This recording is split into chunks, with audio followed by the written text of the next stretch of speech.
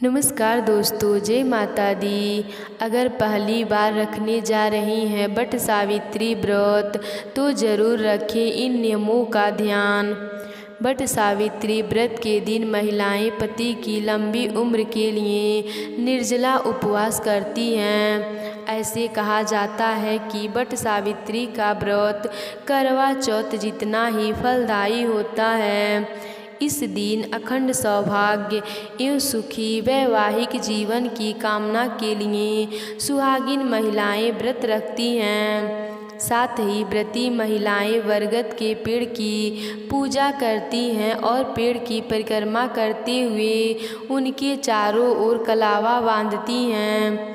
वट सावित्री व्रत के दिन सबसे पहले स्नान के बाद सुहागन महिलाएं लाल रंग की साड़ी पहने और श्रृंगार आदि करें। इसके पश्चात पूजा घर और वट वृक्ष के नीचे पूजा स्थान की साफ सफाई करें, फिर उसे गंगा जल छिड़क कर पवित्र करें। अब एक बांस वाली टोकरी के सप्त ध्यान भर ले और उसमें ब्रह्मा जी की मूर्ति को स्थापित कर दें। दूसरी टोकरी में भी सप्त ध्यान भरकर सावित्री और सत्यवान की मूर्ति स्थापित कर लें। इस टोकरी को पहली टोकरी के बाएं रखें। अब इन दोनों ही टोकरी वट वृक्ष के नीचे ले जाकर स्थापित कर दें।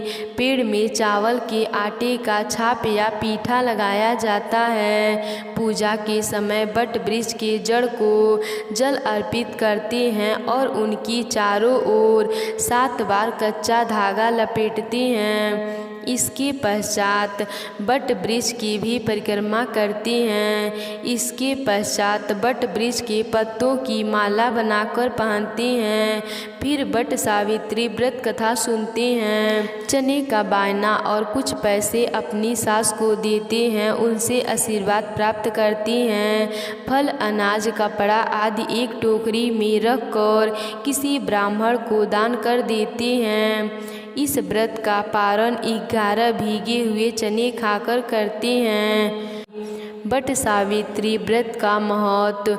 वट वृक्ष की पूजा का विशेष महत्व होता है। वट वृक्ष में ब्रह्मा, विष्णु व महेश तीनों देवताओं का वास माना गया है। यही कारण है कि वट वृक्ष के नीचे बैठकर पूजा करने और व्रत कथा सुनने से सभी मनोकामनाएं पूरी होती हैं। वट वृक्ष को ज्ञान, निर्वाण व दीर्घ आयु का पूरक माना गया है। मान्यता है कि वट वृक्ष की पूजा से अखंड सौभाग्य की प्राप्ति होती है। जो सुहागन स्त्री वट सावित्री व्रत का पालन और वट वृक्ष की पूजा करती हैं, उसे अखंड सौभाग्य का फल मिलता है। उस महिला के सभी दुख दूर हो जाते हैं और वैवाहिक जीवन के कष्टों से भी मुक्ति मिल जाती है। वट सावित्री व्रत करने से पति पत्नी के बीच आपसी प्रेम, तालमेल और मधुरता बढ़ी रहती है।